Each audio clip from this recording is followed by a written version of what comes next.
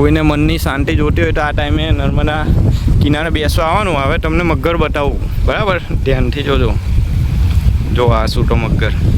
Hello guys, તો રાકેશભાઈએ કીધું આપણને કે નદી કિનારે મગર બેઠા છે.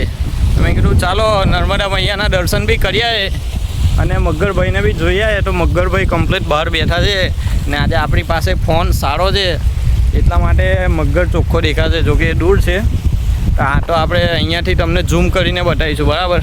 તો નર્મદા મૈયાનું વાતાવરણ કેવું છે?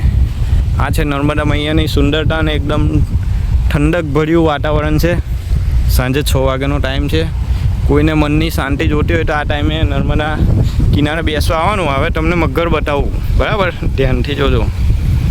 જો આ સૂટો મગર દેખાય છે. આ સૂટો જોવો મગર છે ને. બાકી ફાઇનલી બહુ ટાઈમ પછી મગરભાઈ જોવા મળ્યા છે આપણને, બરાબર? દેખ્યા ને. તો આ છે એમની રહેવાની જગ્યા ને આજે તો દૂરથી દર્શન થયા છે. જોકે બોટ લઈને જવું પડે એવું નહીં, જેથી કરીને એમના બી હેરાન થાય. આ તો આપણે નદી કિનારે ઊભા ઝૂમ કરીને જોઈ શકીએ છીએ. પાણી ઓછું થયું છે ને એટલે જોવા મળે છે. બાકી 2-3 દિવસ પર ના અઠવાડિયા પર ડેમમાંથી પાણી છોડ્યું હતું ને એટલા માટે મગરભાઈ બીજી કોઈ જગ્યા પર નાહી ગયા હતા, જોવા નહોતા મળ્યા.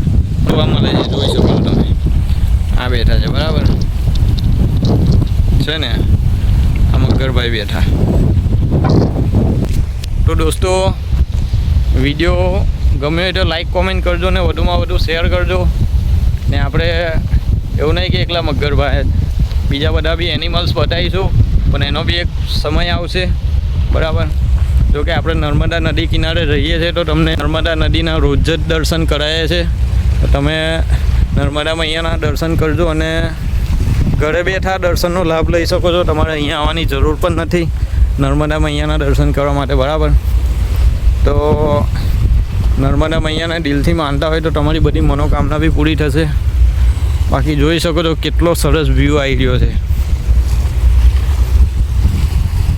ને. આ સામે જનોર ગામ છે, સામેનું ગામ જનોર ગામ ને આ રે આપણા મગરભાઈ છે ને. બાકી આ રે મગરભાઈ. તો વિડીયો ગમે તો લાઈક કોમેન્ટ કરજો ને વધુમાં વધુ શેર કરજો. હર હર મહાદેવ. આવો તમારો સપોર્ટ બનાવી રાખજો, બહુ મજા આવશે. આગળ અવનવા વિડીયો લાવીશું. ચલો મળીએ નેક્સ્ટ બ્લોગમાં. હર હર મહાદેવ.